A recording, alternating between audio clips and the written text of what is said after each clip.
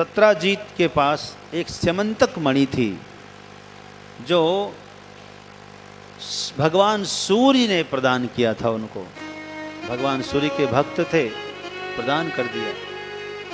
और वो मणि को लेकर के एक दिन भगवान के दरबार में आए। बहुत प्रकाश था उस मणि में, उसकी महिमा बहुत थी। 8 भार स्वर्ण प्रतिदिन उससे झड़ते थे, निकलते थे। वो मणि को ऊपर चारों ओर सोने का परत, फिर आदमी उसको हटा कर निकालते थे मणि को, ऐसा होता था। तो द्वारिकाधीश से मिलने गए। वहाँ अक्रूर जी, सुधनवा जी, शतधनवा जी, इन सब ने कहा उनसे कि ये मणि आप द्वारकाधीश के खजाने में प्रदान कर दो। उन्होंने कहा कि मैं ये नहीं कर सकता, ये कोई देने लेने वाली वस्तु नहीं है, ये तुमने तपस्या के फलस्वरूप प्राप्त किया है। कोई बात नहीं, चले गए। और उनके भाई प्रसेनजीत ने कहा कि भैया एक दिन मैं इसे पहन लूं, पहनो, कोई बात नहीं। ये जो स्यमंतक मणि है, जो इतिहासकार हैं, जंघार हुआ है, हजारों की जान गई है। हाँ, कथा सुनिए क्या हुआ। तो मणि नहीं दिया, चले गए। छोटे भाई ने मणि को धारण करके भ्रमण करने के लिए सोचा और वो चले गए जंगल में। जंगल में एक सिंह ने उनके भाई को मार दिया, प्रसेनजीत को, और वो मणि को निकाल लिया गले से। मुंह में मणि लेकर जा रहा था सिंह। जाम्बवंत जी ने देखा कि सिंह के मुख में चमकता हुआ कोई रत्न है। उसने सिंह को मारा और चमकता हुआ रत्न को ले लिया। कुटिया में ले गए तो उनकी कुटिया, उनकी जो गुफा थी, उनकी गुफा में पहले से ही प्रकाश हो गया। मणि से ही प्रकाश होने लगा। उस प्रकाश में गुफा में रहना और भी आसान हो गया। अपनी पुत्री जाम्बवंती से कहा कि बेटी लो, ये मणि को अपने पास रखो। तो जाम्बवंती बहुत खुश हुई। इधर उनके भाई की मृत्यु के बाद 2-3 दिन बीतने पर भी जब लौट के नहीं आए तो सैनिकों से खोज करवाई, परंतु जीवित होते तो मिलते, वो तो जीवित ही नहीं थे, कहीं से कुछ पता नहीं चला। तो चिंता में वो सूखने लगे। पत्नी बार बार पूछती कि क्या हुआ, आप कुछ बोलते भी नहीं, न खाते न पीते न कुछ बोलते हैं, क्या हुआ? मैं आपकी पत्नी हूं, मुझे जानने का हक है, आज आपको बताना ही होगा। बोले सुनो, किसी से कहोगी तो नहीं? बोले ना। बोले मुझे द्वारिकाधीश पर शक है, क्योंकि मैं मणि पहनकर गया था उनके दरबार में, उन लोगों ने मांगा, मैंने दिया नहीं। मुझे शक है कि उन लोगों ने ही मेरे भाई को मारकर मणि चुरा लिया। द्वारिकाधीश ऐसा कर्म। तुरंत अपनी सहेली को कहा, करी तुम पूछ रही थी ना रोज रोज क्या हुआ, तेरे पति को क्या हुआ, क्यों सूखे जा रहे हैं, खाते पीते नहीं हैं? अरे द्वारिकाधीश ने मणि चुरा ली और मेरे देवर जी को भी मार दिया।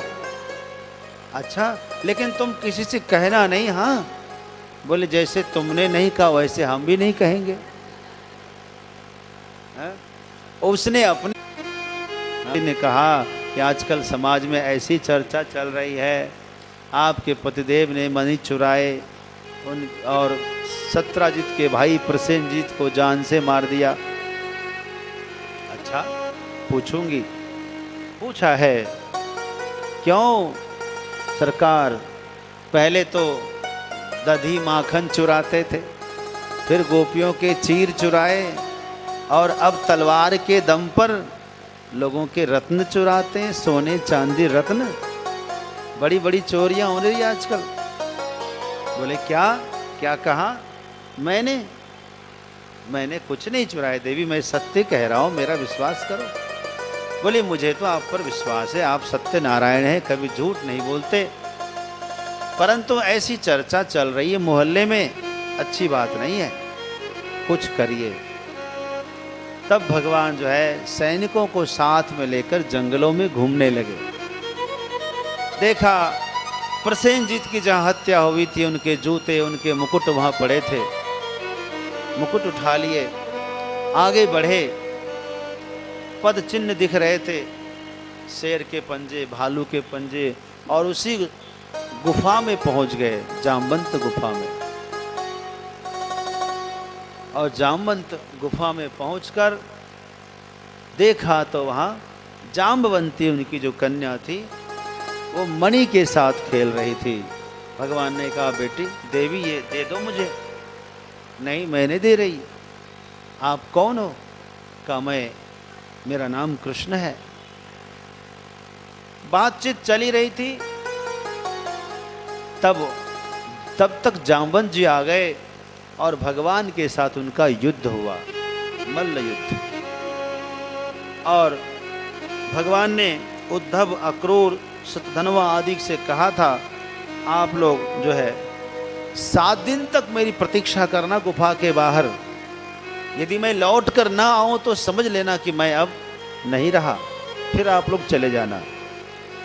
यहाँ बाहर में लोग 12 दिन तक प्रतीक्षा किए, भगवान नहीं आए। तो सबने क्या समझा? भगवान अब दुनिया में नहीं रहे। सब निराश होकर के द्वारिका में जाकर माता देवकी और वसुदेव से कहा, रोहिणी से कहा, लेकिन माता देवकी को विश्वास नहीं होता था। थोड़ी चिंता तो हुई। माता देवकी ने व्रत रखा, नवरात्रि का अनुष्ठान किया, और इधर 21 दिन तक उनका युद्ध चला। 22वें दिन उसने हार माना, हार मान लिया और हाथ जोड़कर कहा कि आप कौन हैं, अपना रूप दिखाइए। तब भगवान ने निज रूप दिखाए, बोले आप यदि श्री राम ही हैं तो आप मुझे श्री राम के रूप में दर्शन दीजिए, किशोरी जी के साथ, लखनलाल जी के साथ।